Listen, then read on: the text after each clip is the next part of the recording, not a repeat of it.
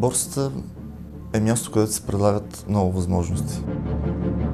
Не бива да възприема фондовата борса като казино.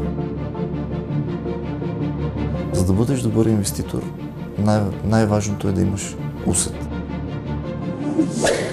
Чувството, когато акциите нарастват, до някакъв момент може да се доближи до един много добър оргазъм. Имало случаи, които печалбата се измерваше в 1000%. Завъртя се тази топка, подобна на снежна.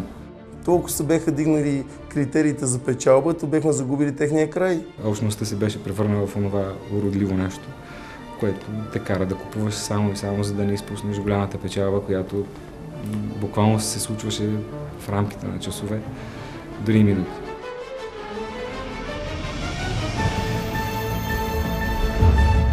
Ние не очаквахме кризата, не бяхме подготвени. По пътя надолу тръгнахме също толкова бързо, колкото се изкачихме през 2007 година. Когато акциите падат и твоите спестявания се стопяват, общото няма утешение. Никакво.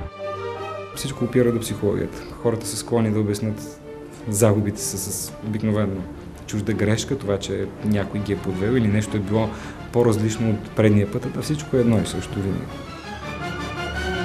Паметта е къса. Това е доказан факт и това няма да се промени.